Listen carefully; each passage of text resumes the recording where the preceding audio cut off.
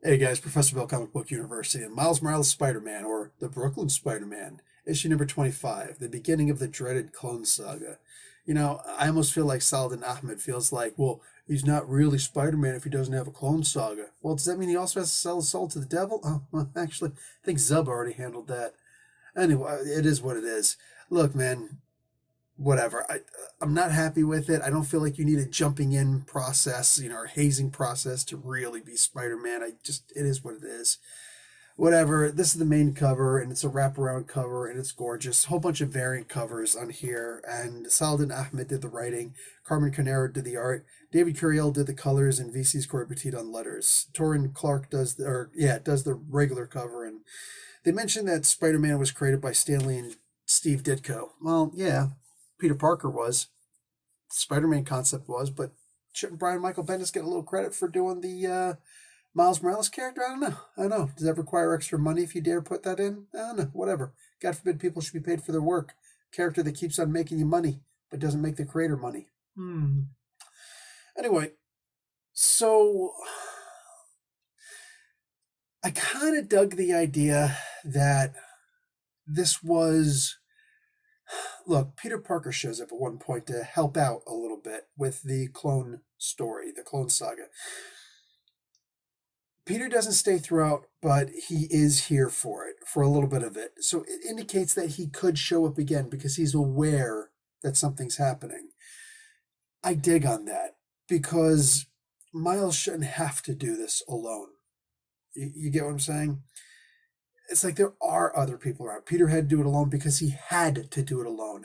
Miles doesn't have to do it alone. He could use a little bit of guidance. He's willing to accept guidance, something that Peter, for the most part, was never willing to do. So let Miles be Miles. And Peter made plenty of his own mistakes. That's on him. Miles doesn't have to make those same mistakes.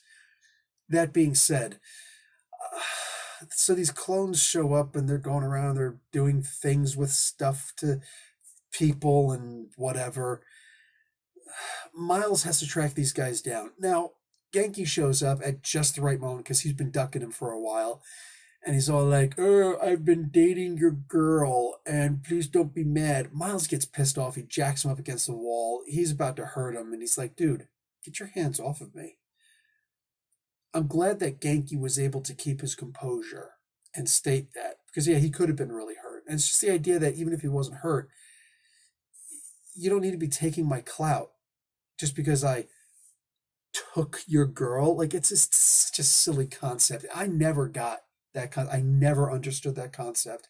Granted, I've never had somebody take one of my ex-girlfriends before. One of my boys, one of the people I used to hang out with. It'd always be somebody else that I didn't care about. That guy could live or die. Who cares? You know what I'm saying? I literally, I never cared. It would never bother me. Um, she's a, I just met up with a couple months ago. I met up with an ex-girlfriend who's now married to somebody else. Hey, I didn't put a ring on it. He did. I ain't mad at it. I let it go. She left. It was good. It's whatever. It's like, who cares? Like, honestly, who cares? So it's weird seeing people get this upset over something like that. And more than that, it's like, I don't care how serious you think that you were. The fact of the matter is you didn't give her the attention that you wanted to. Oh well, life happens. Move on. You know what I'm saying? Get a hobby. Go hang out with Starlin more. I kind of like her better anyway. Let Genki be with Barbara. What's the problem if he's going to treat her right? You know what I'm saying? Like, I don't, whatever. But if this is the way that kids act and whatnot, and I guess it is the way that kids act, Saladin's doing a good job with this. I need to mention all throughout that Carmen Carnero, and I said it before, and it deserves being said again. This is an amazing artist. For her to be able to make the faces that this one particular clone, Glub, can we just call him Spider Glub? The freaking faces that he makes, because he can't talk to Miles. One of the clones can, but this particular one can't. And everything he says is just glub, if he even talks at all. You know what I'm saying? He could be cursing people out, just comes out like glub. And I would love to see it. Glub, glub, glub. I am Groot. Glub, glub, glub. I am Groot. I think that'd be funny. And then Jeff the Land Shark shows up. You know what I'm saying? Uh, Puddle Jumper, Puddle Gulp, whatever the hell his name is, and freaking Miss Lion. Let's just have a fun day of it, right? Lockjaw shows up. Um, I don't know. The first issue wasn't bad. It wasn't great, but it wasn't bad. You know, and that's the thing about it. Like it was kind of good. At this point, I'm on the you got to stick the ending for me to say that this was pretty good. You know what I'm saying? I don't know what the other issues are going to be. I don't know if this is just a quick little story arc. It doesn't seem to be a big thing. It's just some small little contained story arc or whatever. If that's the case, maybe this won't be so bad. I was really turned off just by it even being called Clone Saga. The stuff that happens in here, I mean, it's still the same Miles Morales. Yeah, there are imitations of him. There are people cloning themselves like him. Dude, Spider-Man had to deal with the chameleon long before he had to deal with stupid freaking clones. You know what I'm saying? So I'm down with it. There's already an entire Spider-Verse out there. Where's Spiders Man? Can we just have Miles fighting Spiders Man? Like, I miss him. He was freaking awesome. Them. But if all this is going to be is just a quick little story arc, 6 issues or so, and then we move on from there, and it's just going to be like this, I can handle this. This I'm okay with. Whatever, you know? Good fake out by freaking me out and calling it the freaking Clone Saga. Whatever. Look, I'm digging this. It's still got all the great little things that Saldan Ahmed does to make a fun comic book. You know what I'm saying? To make a really believable character like Miles actually come alive on paper. I enjoyed it. I enjoyed it. Now, there's also this backup story over here, the Big Time Buzzkill. Story by Cody Ziegler and art by Natasha Bustos. Colors by Rachel Rosenberg and letters by VC's Corey Petit. Um, yeah, so Buzzkill comes back, but it's apparently a different version of Buzzkill, and there's a cake or two involved, and eh, eh. Natasha Bustos does art that is very kid friendly, that adults can get into if they understand what they're looking at. My first look at it was just very jarring. It's like I'm looking at Carmen Carnero's art, and then all of a sudden I see Natasha Bustos jumps up, and I'm just like, oh, ooh, freaky, But you get used to it quick, and you realize this is just the way that the story is being told also. So I like the idea the story went with that as well. Now, as an English teacher, and I'm sure there's some people going to get upset about this, say, well, I know English teachers. Well, I'm not that English teacher. I'm this English teacher. All right. I've taught my own English. All right. I've taught at university. Like I'm good. And I do have a say in this. The whole Ebonics thing. All right. The thing in here, like word. Yeah. What up? Would it be? I've talked like that when I was younger. I grew out of it really, really quick. And it's necessary. It's genuinely necessary too. Look, you can fight a system, you could buck a system, but at the end of the day, if you don't wear a suit, if you don't wear a tie, if you don't wear shiny shoes, if you don't talk the way that they're talking, dude, when in Rome, do as the Romans do. Yes, it's about conformity. And at some point you have to conform.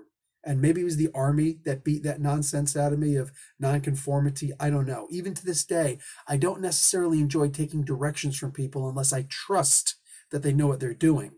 I could be cool with somebody being my boss, but not if you're just a jack off. If you don't know what you're doing, I have no respect for you. But you show that you know what you're doing. You show that you've got our best interests in mind, not just yours. We could talk. You know what I'm saying? But regardless, sometimes you just got to walk the part. And I mean, I'm the guy coming out here with this big, thick, unkempt beard. It would be a lot better looking if it wasn't during COVID and whatnot. You know what I'm saying? Because trying to move into a different profession. But to move into a different profession where you want to have your own business and whatnot, you really have to make up your mind. What kind of clientele do you want? Do you even want clientele? And sometimes you got to shape up. You got to look good. You got to look the part. You know what I'm saying? And you also have to speak the right way. Jesus, sometimes you even have to know which fork to use, but at the end of the day, the whole using English differently, look, let's let's just look at it this way as far, because I did this on purpose, the whole idea of conformity and whatnot. Okay. Selden Ahmed is a guy who, from the best of my understanding, comes from the streets, and he's got, like, he knows what he's doing. He knows what's out there. He understands people, right? And yet he doesn't have Miles talk like that. Brian Michael Bendis didn't have Miles talk like that. Nobody had Miles talk like that. The idea that he's black or black Hispanic or whatever somebody wants to argue doesn't mean he has to talk like this. And if nobody else has him talking like this, maybe, just maybe, it's unnecessary. Doesn't have to be a racial thing. This doesn't have to be a this, that, or the other thing. But when you have somebody change the way that a character talks just because he's black, now suddenly it is a perfectly racialized thing. Now this is the very embodiment of what a racialized thing is. Mind you, doesn't have to be racist, but it is clearly racialized. He's black, so he's got to talk like this. This writer, would he take someone who is white and have him start talking like this? Right? That's the idea. If you look at a person's skin color and you assume this is the way that the person must talk, you might have some things to work out with yourself. You really might have some dark parts inside of your mind or the back of your mind that you have to cleanse a little bit and consider.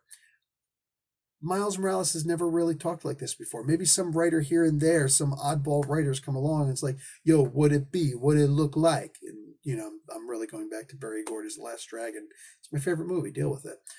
But the language that was used, it was really off-putting because that's not the way that Miles speaks.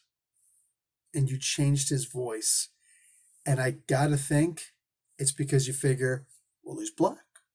And this is the way that black people speak.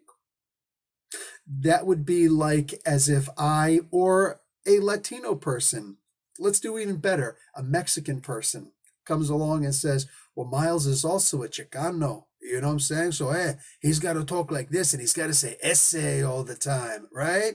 Yeah, what's going on, man? Oh, hey, vale, otto. What is it?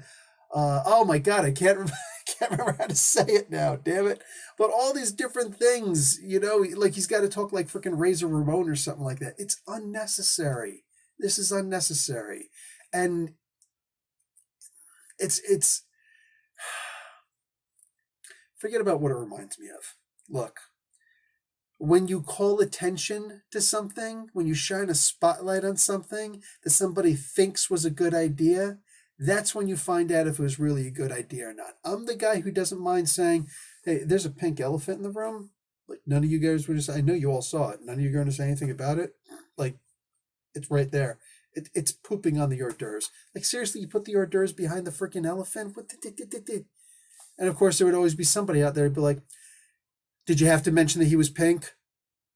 Did you even use the correct gender pronoun? I'm calling it like I see it. At the end of the day, Miles doesn't talk like that. Nobody's had Miles talk like that. There's no need to make Miles talk like that now. I don't know what this individual is trying to prove. I really don't. But stop trying to make fetch happen. I still haven't seen that stupid movie. Okay, I'm out. I'll talk to you guys later. Like the video, watch an ad. Professor Bill, Comic Book University. Class dismissed.